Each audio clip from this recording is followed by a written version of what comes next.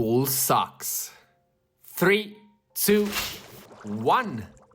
Hello, everybody, and welcome back to episode 219 of the showerpodcast, the podcast where I'm in my shower and you do you. I'm your host, Chip, and everyone says school sucks. And yeah, I've said it too. But the older I get, the more I realize it actually didn't. Before we start, as usual, if you end up liking this episode, leaving a like and subscribing really mean a lot. There's just one click for you, but they really make the difference for me. Thank you very much. For some, it was a nightmare. For others, it was just a blur.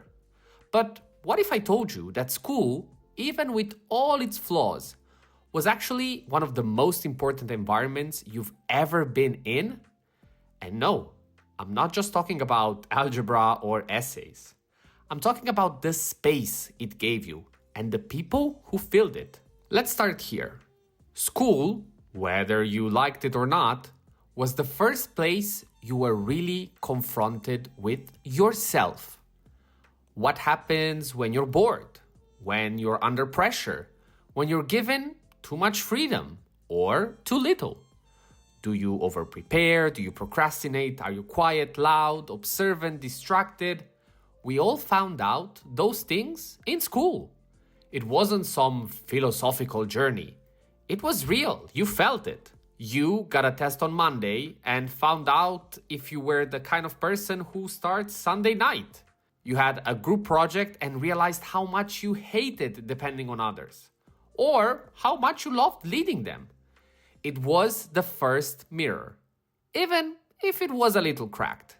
And here's where teachers come in already. The best ones didn't just teach the subject. They helped you reflect. They supported the version you were building for yourself. They made you see yourself through the way they challenged you, or supported you, or called you out. And that's not nothing. That's identity building. Think about it for a second. How would you describe yourself now in a sentence? Confident, curious, disciplined, creative.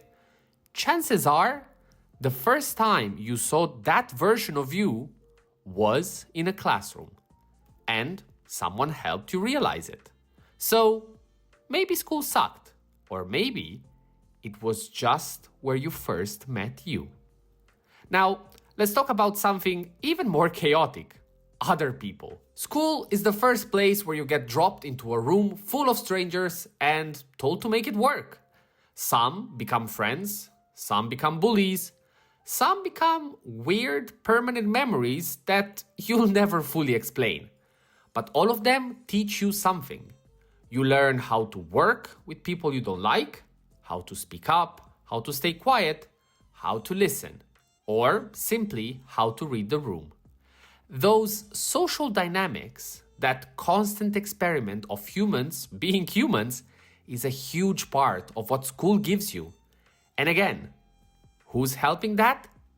Teachers. The best ones aren't just managing the class. They're reading it. They're giving space to the quiet kid. They're setting a tone for what's okay and what's not. And that's not on the syllabus.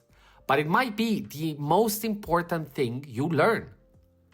And while you're navigating the social mess, you're also getting exposed to everything. Math, history, literature, music, biology, physics, all of it. And most of it, yeah, let's be honest, you forgot. I forgot too, that's fine. But maybe one day you were forced to read a book and thought, this is actually interesting. Or you did a science experiment and thought, how does this work? You weren't supposed to master it all. You were supposed to get curious and relatively good at it. Because interest doesn't appear out of nowhere. It's triggered. And school is where those triggers are thrown at you non-stop. And again, maybe this time you already know what I'm gonna say, who made the difference between hating a subject or falling in love with it? Yeah, you guessed right. The teacher. Sometimes just the teacher.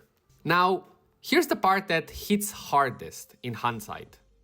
School is the last place in your life where you're allowed to fail without real major consequences. You can fail a test, you can say something stupid in front of a class, you can get into an argument, fall in love, lose a friend, and the world doesn't end.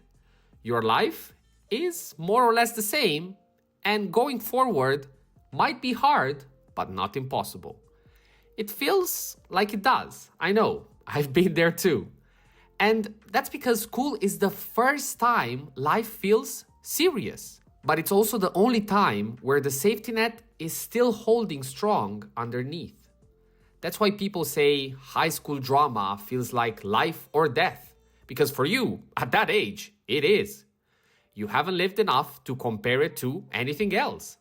But when you zoom out, it's really a training ground.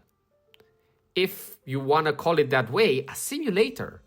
A place to crash, burn, recover, and learn. And for the last time, before we really get into it, who's watching during all those moments? Teachers. Some care, some don't. But the ones who do, the ones who pull you aside, who help you put things in perspective, who tell you it's okay. Those teachers don't just teach, they guide. And finally, the main message of today's episode, and something I really deeply believe and I would have loved to see more when I was in school, reality needs to be filtered, especially when you're young. And that filter, that lens, should be the teacher. They're not just supposed to give you facts. They're supposed to help you make sense of the world in a way that fits your age, your maturity, and your struggles.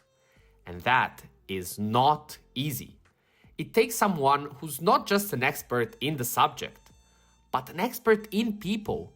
We don't remember teachers because they were technically brilliant. We remember them because they made us feel seen, heard, understood, or challenged in just the right way. Everybody has that one teacher. You might not even remember what they thought, but you remember how they did it. And if you're lucky, you're still carrying some of their wisdom with you.